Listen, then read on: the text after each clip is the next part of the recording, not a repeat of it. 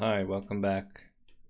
So let's carry on, and just to clarify, in the previous video I was saying that we need to kind of get some of the more boring stuff out the way, but I've seen, in terms of shading, that's kind of one of the most powerful and fun aspects you can get, in terms of the amount of stuff you can get done in a shader.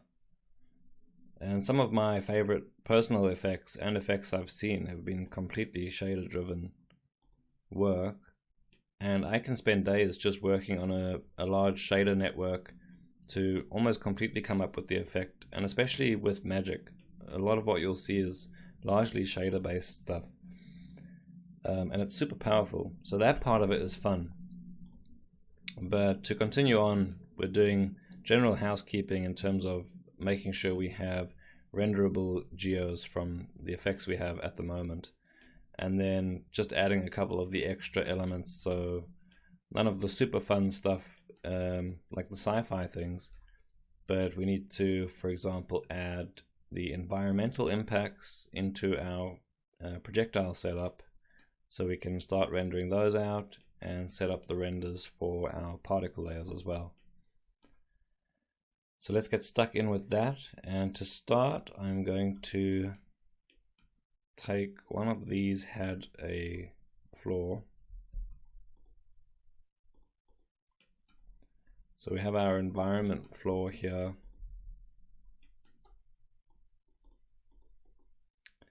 and then I can pretty much copy whatever I did here for the shield. So we have some scattered points being randomly added, some transforms to apply a direction to the normal, and then the firing time, and our pop net. So I'll take all of that,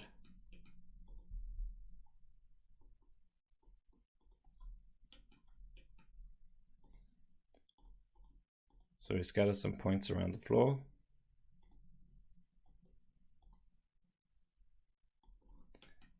and we don't need this one, but I need to keep my set up here for the normals.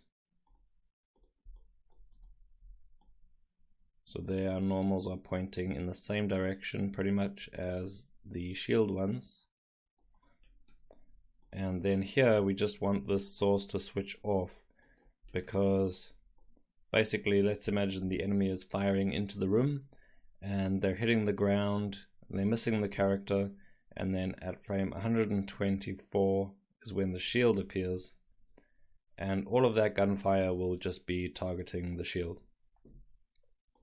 So we only need this to say $F greater than 124, switch to the null. And here's our pop net, which is adding a particle for 2 frames. And it stops at 124. So we can just merge that straight in over here. And then take a look at our traces.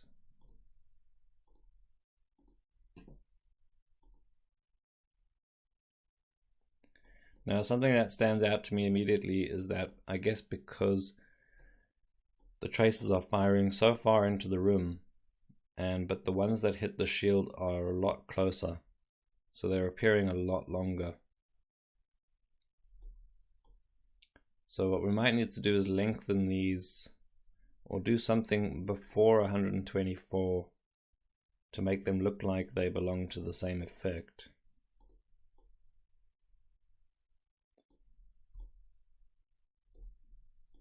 So let's see, we could do something like,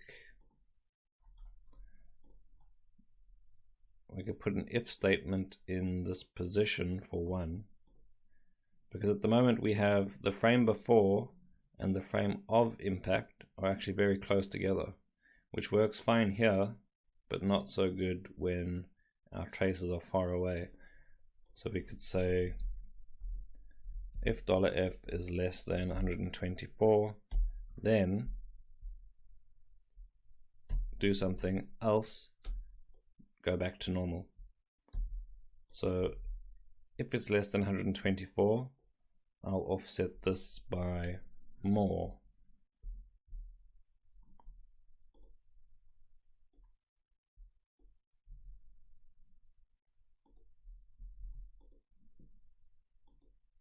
Now, why is it complaining? If $f less than 124, then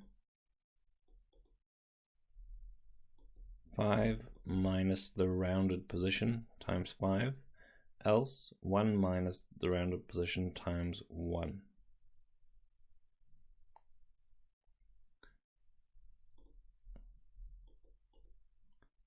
I feel like I'm missing a bracket somewhere.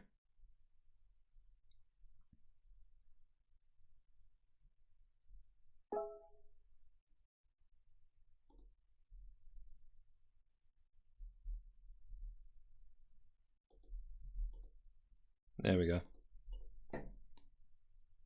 Ooh. So I think that's a lot longer.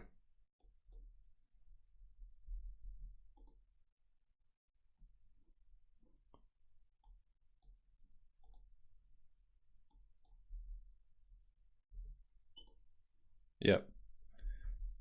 So we're shifting that quite a lot. I'll go even more.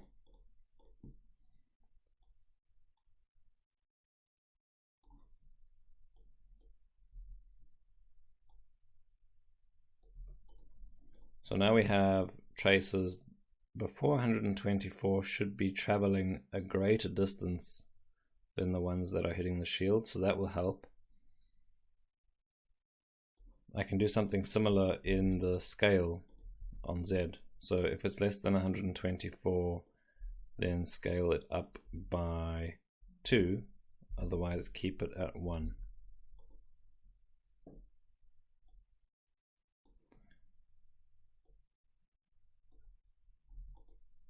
Yeah, so that's working as well. So we have double the scale and a lot more travel. And I think that already helps make it feel, it's completely fake, but it makes it feel more like it's part of the same gunfire.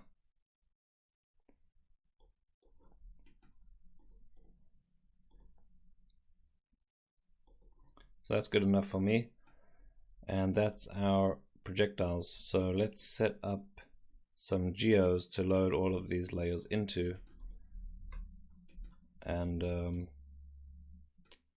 then I'll probably come back for another video just to make sure we have mantras and shaders set up for all of them, and start rendering.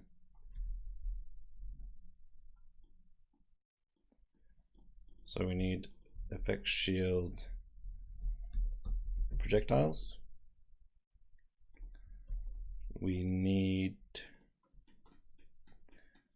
We'll want the particles outside and particles inside.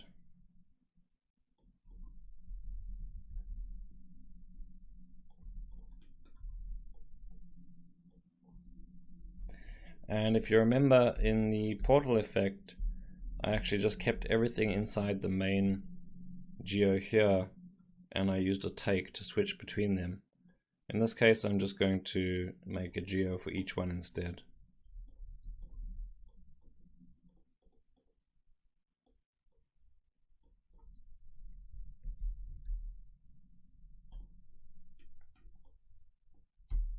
So every single one of these will need to be rendered. That's our base geometry.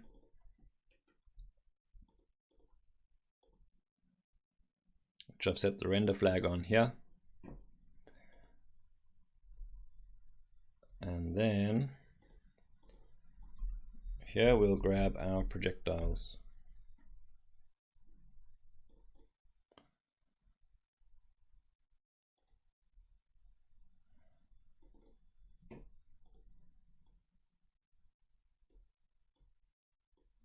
So we can start test rendering that. And here we'll grab some points.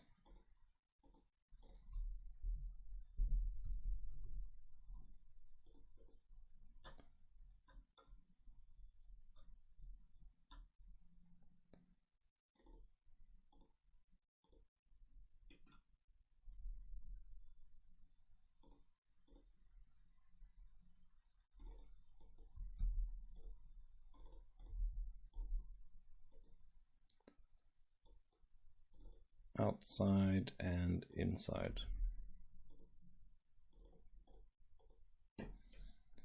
Okay, and then we'll need a shader for each one of those. So let's just do one shader for the projectiles, and then I'll do one shader for all the particle layers. And for the projectiles, what do we need? We need color and alpha. So we need nothing there. We'll keep the principled. I'll switch off reflectivity, and we'll say use color, but I'll probably plug this in here to base color, and I'll plug the color into emission color. So same thing, just a standard emissive shader. So I'll load in the alpha as well.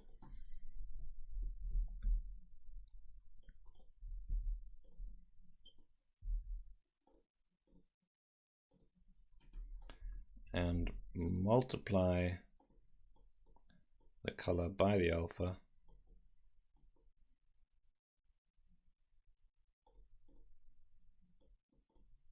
Yeah, just for the emission color. And maybe I'll plug in the length of the color for the emission amount.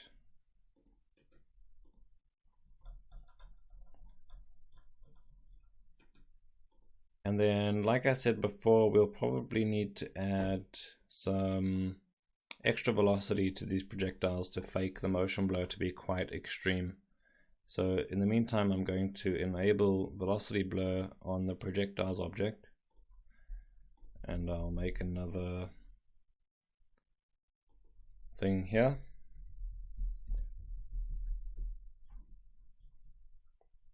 And while I'm at it, in the object, yeah, I'm forcing shield, and in here I am forcing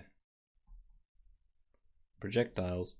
And in the next video we can come back and clean this up and make sure that these all have matte objects if they need them. So let's take a look at what these projectiles look like.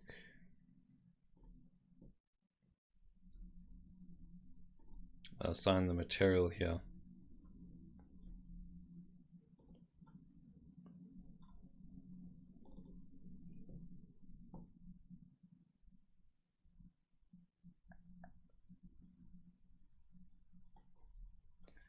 Well, there they are.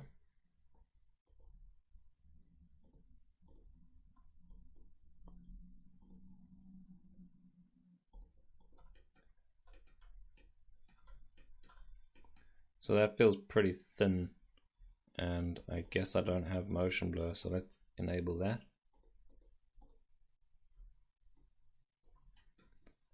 Okay, let's go higher samples on this one. So it looks a bit thin, and I do have a width attribute, or I could just come over here and put down a p-scale, see if that works.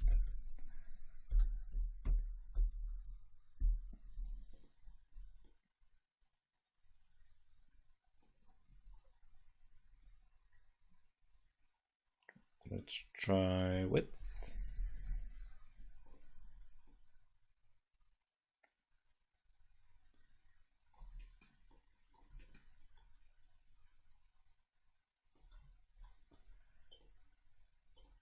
Seems to be working. Obviously I need to switch off the environment light, which I believe I made a take for. So if I change this to no background,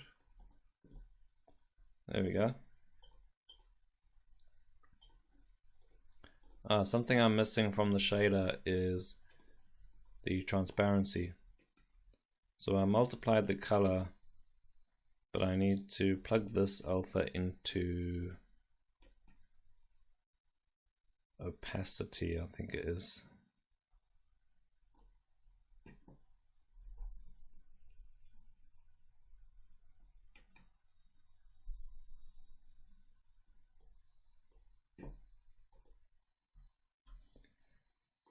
So that's okay as well. And last thing I want to do right now for these is just try our additional velocity. So here's our projectiles. I'm going to put down our angle and set V.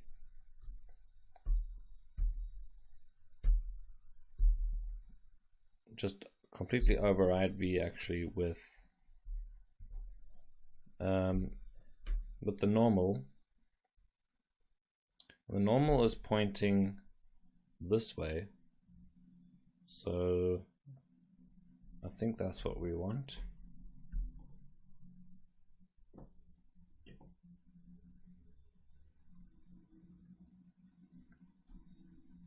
Yeah, so something like that.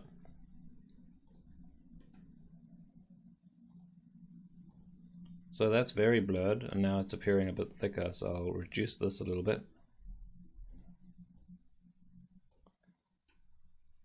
And that's pretty much what we want. So you can see it's not a perfect looking line. So the noise it still looks straight, but the noise has made the motion blur more interesting. So this might be a bit extreme or not enough. We'll see what it looks like in comp. We have the emission. The intensity, we could try not override that. Doesn't make much of a difference. So that's fine for now. So that's our projectiles. And then that basic emission shader, actually I'm going to unplug this intensity.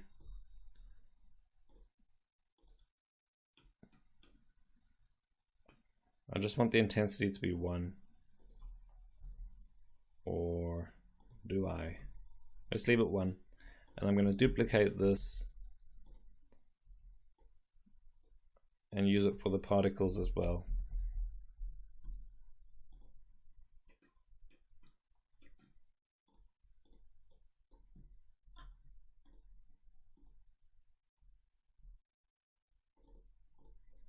So let's see how, let's go over here and see how these particle layers render. So we'll duplicate these again. We want a layer for each one of those. So there'll be the base particles, there will be particles outer, and particles inside.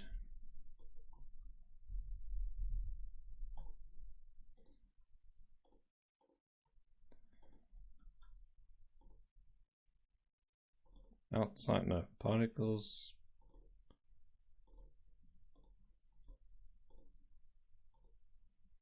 outside and inside.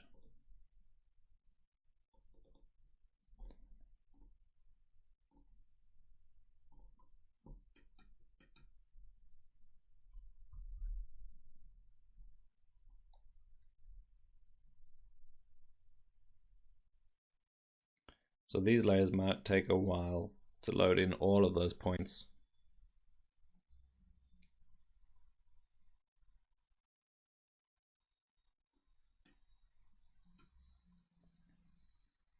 Have I set a P scale? Because if they're too big, it's definitely going to take a long time.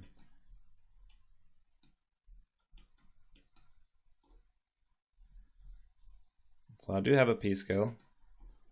We'll see if that's small enough. This is taking ages.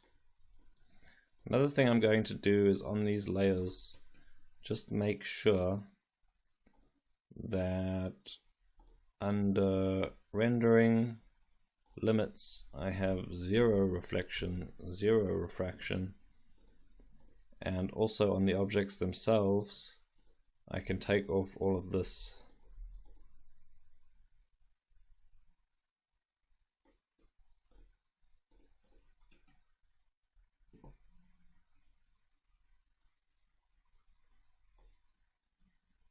Still pretty slow.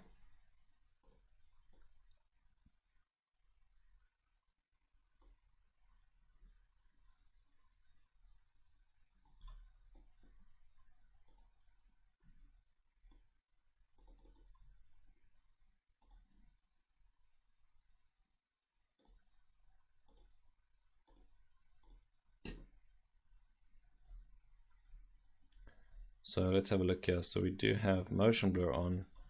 I am only forcing the one layer of points. There's nothing else much going on. 6 pixel samples, I think it was. Could try switch off ray variance and stochastic. But yeah, they do look pretty chunky. So that value is definitely not low enough.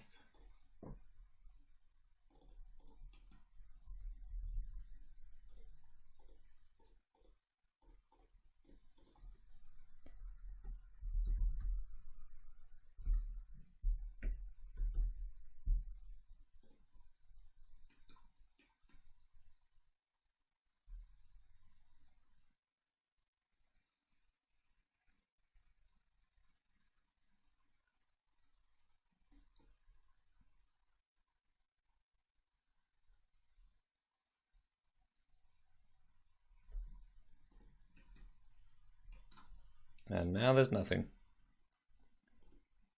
So what have I done wrong?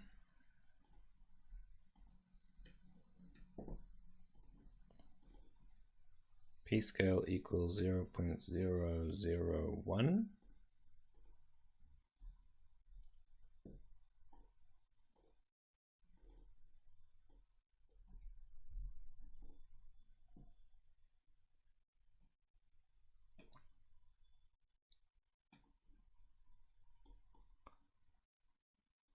I don't really see a reason for this not to be working.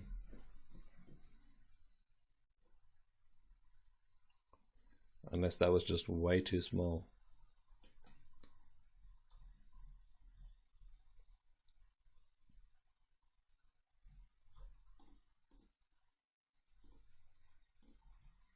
And we do actually want to include velocity motion blur on these as well. We don't have any denoising at the moment, and we're not rasterizing these into a volume, so we might need that motion blur just to help tie all of this together. So I guess that previous value was just too low. Let's try this one more time. And this is basically it. So we'll use the same p-scale value for all of those point layers.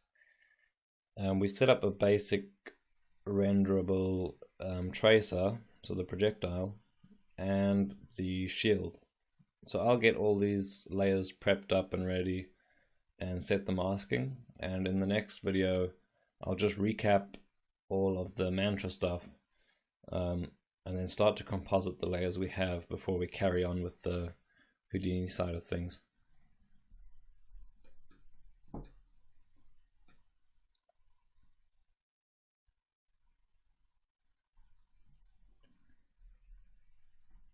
It's definitely taking too long here.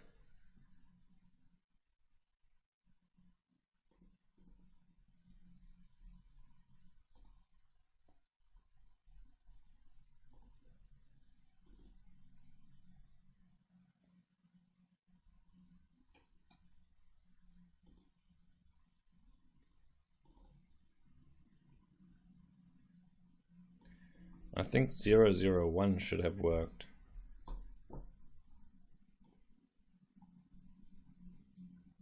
Can also do stuff like make sure it's only visible to primary rays because we don't need anything else because it's completely emissive. You never know what's being picked up, but I mean at the moment we're forcing only one object, so it shouldn't be that the geos are interacting with anything else in the scene. So I'll give this one more try. Oh, that's much quicker. I think that's less about doing that and more reducing the scale enough of the points, and then obviously I had to click render to make sure it forced the points to reload at the correct scale.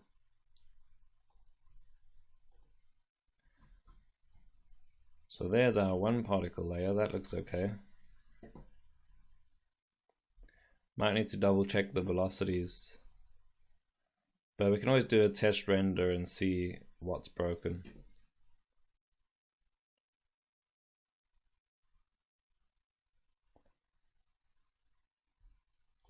But it does look like there's some pretty extreme velocities in here. It actually looks like there's more than just the one layer of particles.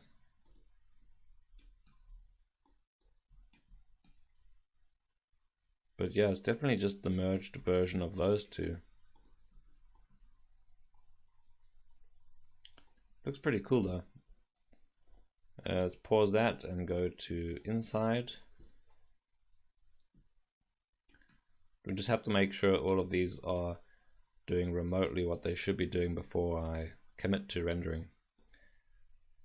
I'm also just rendering all these layers on one laptop, so I can't really afford to continuously render out something that's completely broken. So same situation, I just need to reduce the point count.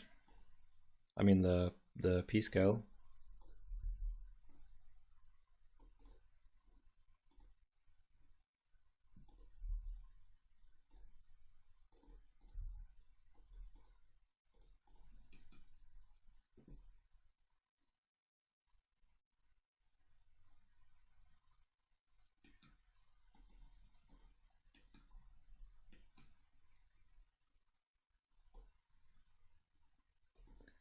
That looks fine as well, and just quickly check the outside.